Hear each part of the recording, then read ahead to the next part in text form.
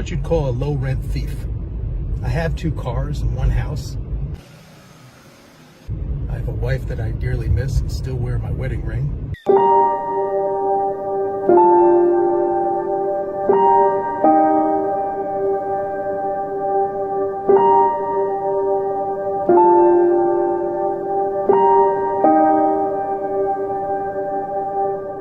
And I still love drinking Coke because, well, it keeps me awake. Let me tell you who was a good thief. My dad. Never got caught once. Not ever. His heart is what took him out. But he provided for us. He did the best he could. He taught me everything he knew.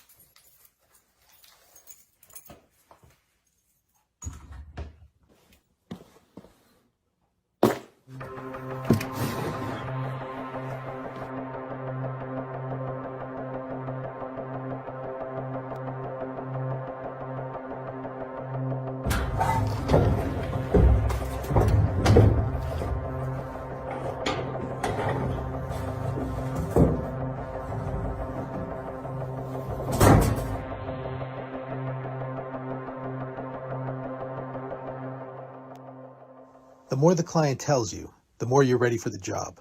That last job was easy. I knew how to get into the house, I knew when the owner wasn't home, I knew where the key was in the drawer, and I knew to put everything back. Now that's always the trick. Make it seem as if you were never there. What also helps is a very special spray that I sent away for. One that makes sure your fingerprints won't register for 5 to 10 hours after you use it.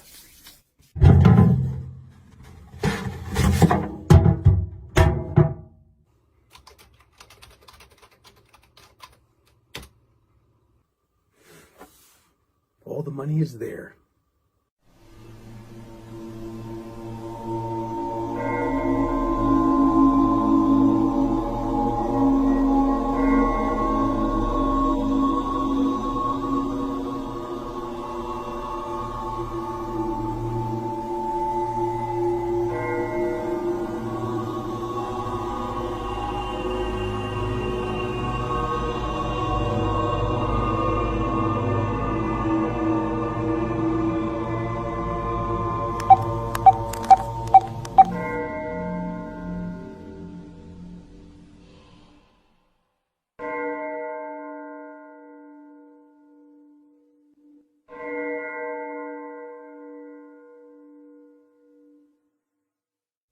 It's not hard to steal anything. I've been doing it since I was 5. And when someone pays you to do it, well, it's that much sweeter.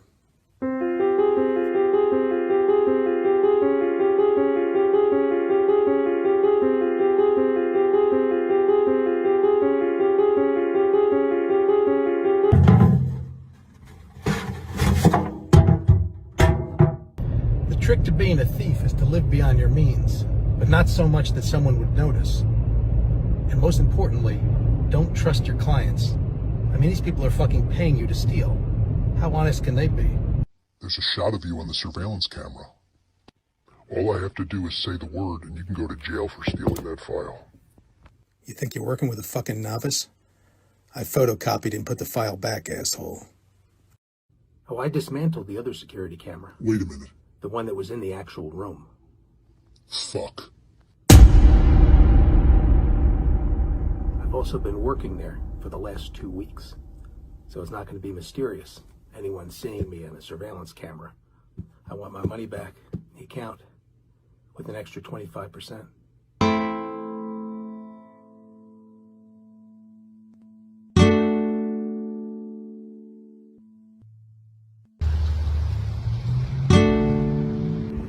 I brought your umbrella. I didn't bring your flowers. I know you hated that shit. I can't believe it's been 3 years since you've been gone. What Joey say was stealing my life away. See you next year. Very good, Jim. I see the money is back in the account, plus the 25%. And just know this, asshole. We'll never be doing business again. Why not? Why not? You tried to frame me for doing the job you hired me to do. You were just trying to set me up. You fucking prick. If you weren't so smart, you'd be in jail for stealing the file. I don't like to get my hands dirty. Listen, asshole. You don't know what I'm capable of. Hey, we're done. And if you say anything, I'll make sure the cops find out that you tried to hire me to steal that file.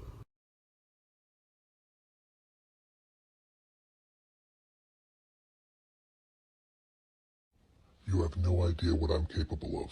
You're just a common thief, and I can destroy you anytime I want. You were smarter than me, and I underestimated you. But not anymore.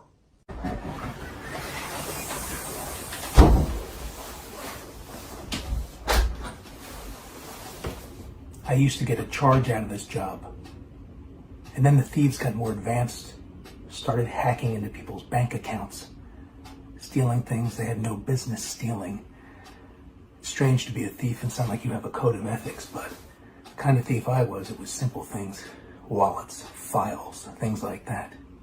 Things that wouldn't turn everybody's world completely upside down, just enough to fuck with somebody and enough to make some extra cash on the side. But I would be lying if I didn't say it was a scary job. Breaking into someone's house, stealing something from someone's office and getting paid for it.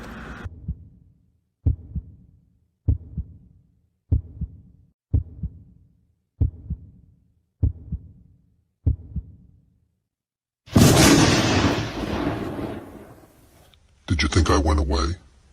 Did you think you dreamed it all?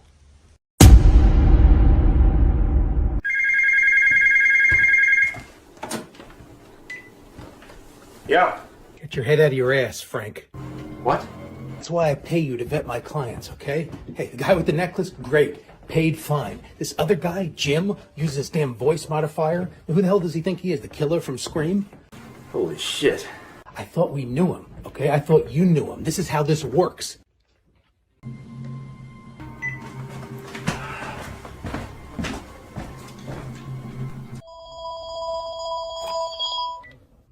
Hello? You do know that Frank had to die, don't you? He was going to die either way. He's the only one who saw me. All you had to do was steal the file, but you had to be smart and make a photocopy. You see, I was going to tip off the police from the get-go about you. Let them know that you broke in, but you were too smart. The second I walked into Frank's office, it was all about revenge. Revenge against you. What the fuck are you talking about? You're a thief. Did you ever think that wasn't going to come back at you? That all the things you did were not going to come back and just bite you right in the ass? Wait. Check out your bank account, asshole. Yeah, take a look at it. Take a good look at it. What do you see? What do you see? Don't hear much from you right now, do I?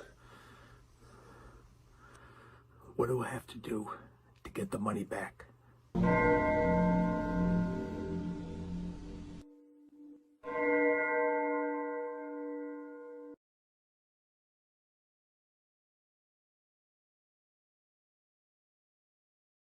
Did you have a good time staring at that tower for 7 hours? Oh, I'm sorry I sent you all the way there. I forgot why I did. But you're a patient guy, aren't you? You're a thief. It takes planning. You understand patience more than anybody. You're just having a good time, aren't you? Yes, a very good time at your expense. Speaking of expense, I wonder how much money of yours I should keep. Want to go on another car ride? What choice do I have? None whatsoever. Get in your car and keep your cell phone on. Up ahead, you're going to make a left and stop at the nearest convenience store. Go out to the sign, stand underneath it, and then turn around.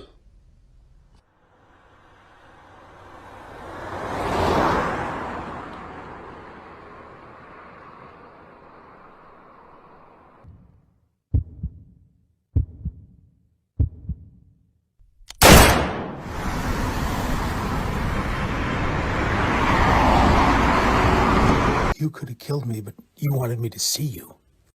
That's right. And I want you to know that I can kill you anytime I want, just like I killed Frank. I have all your money. I have your life. I am the thief now.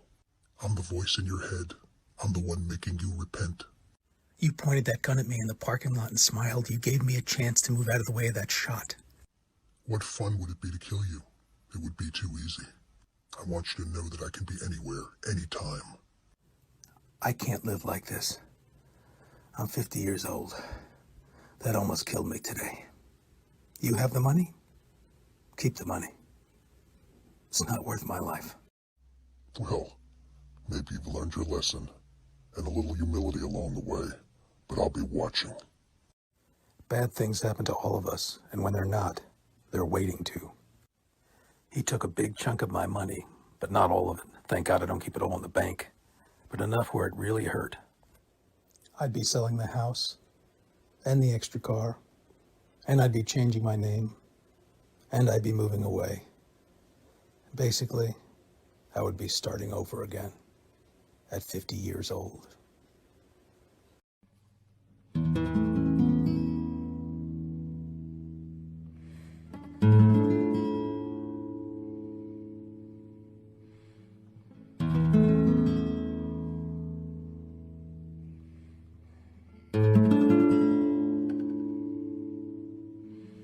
I spent 50 years living in a rural town and stealing. And now I was a couple blocks from the ocean, and it was soul cleansing, and I hadn't stolen a thing. I did some odd jobs to make some money, also had some investments which kept me afloat. But I often thought of that man, that strange voice, the fact that Frank was murdered. And I hoped he wouldn't come back and invade my little paradise. But wherever I went, I still had my problems. I still often thought of my wife, and I often grieved. I also often wondered why that crazy son of a bitch was obsessed with me. There's nothing more terrifying than looking over your shoulder in your life, thinking that at any moment, someone is going to emerge, change everything. Hello, my friend.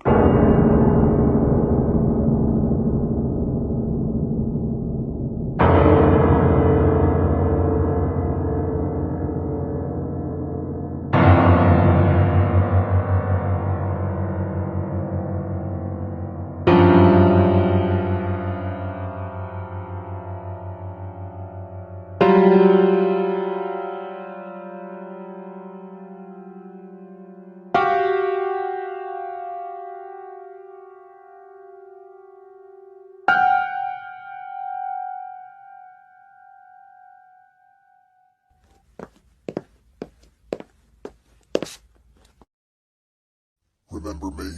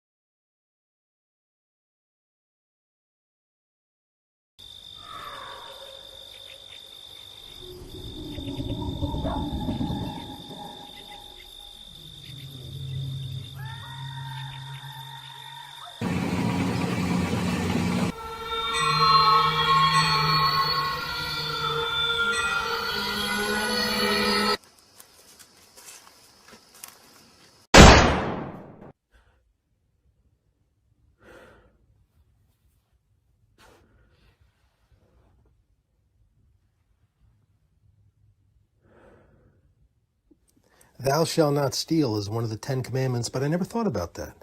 Matter of fact, I never thought how bad stealing was until this last year when I didn't steal anything. When I thought about what was taken from me. Jesus, how selfish and ridiculous had I been all those years. I just did what I was taught. My dad was a thief and I was a thief. Hell, it was better than getting a regular job. What the hell was happening to me at 50? Was I finally growing a conscience? Or was it the fear of the unknown and who might be out there watching? But first, it was lunchtime.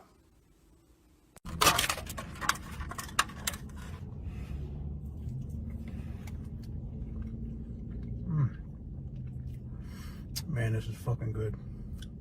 Not good for you, but fucking good. As you can tell, I don't have the best diet in the world. I mean, Coke and cupcakes will only get you so far, and there's nothing quite like throwing caution to the wind at 50. But food, like any other drug, is just something you love, something you need, something you want, and something in place of things you don't have. Speaking of which, this is the church my wife and I got married in. It's also the church we had my father's funeral in.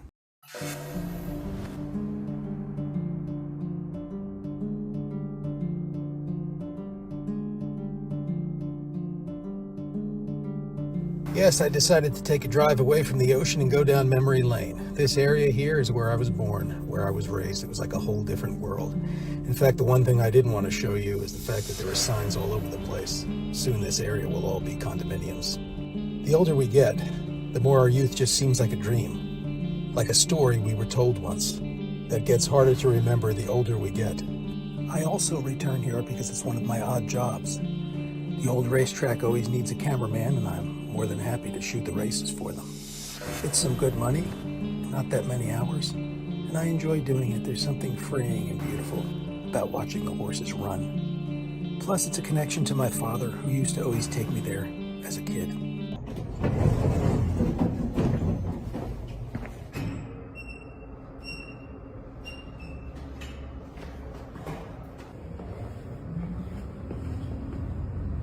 Did you miss me?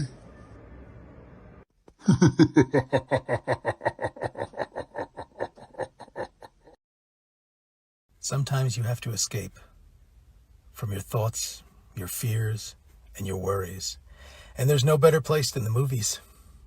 To observe different stories, different characters, different perspectives.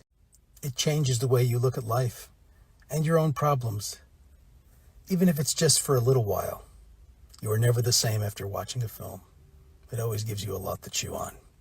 And then it's back to reality. Speaking of which, I even drove past that old 7-Eleven parking lot I was nearly shot in a year before.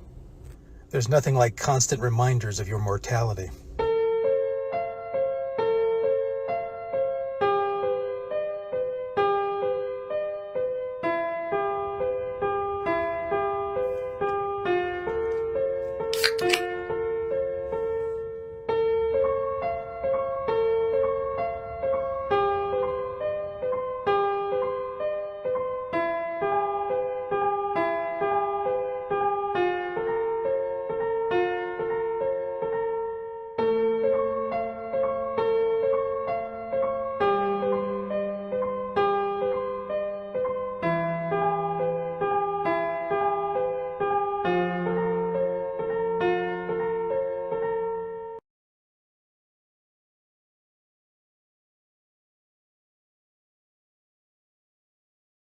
Look in your trunk.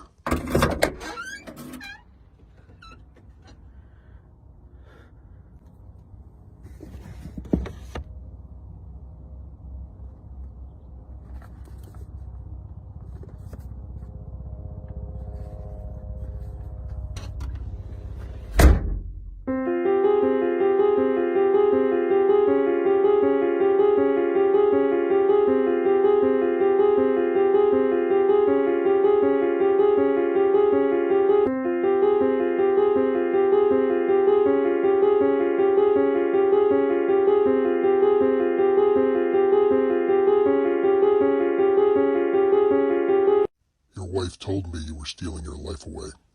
My wife has been dead for 3 years. Your wife is alive. She just divorced you 3 years ago.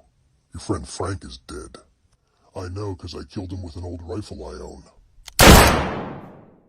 By the way, I still love having your money. The older I get, the less and less sense this existence makes to me. It feels safe in only remembering. But the problem is, we don't remember everything the way that it actually happened. We see images. We remember thinking certain things. But do they actually gel together? Do they make sense?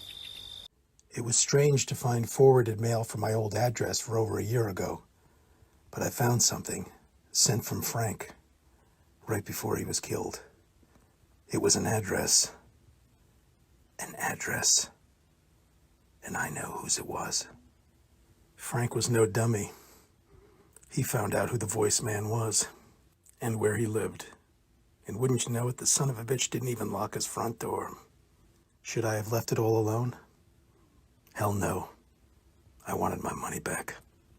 And whatever else I could find at his house, call it a bonus. And boy, did I find something. Something that can help me get even for good.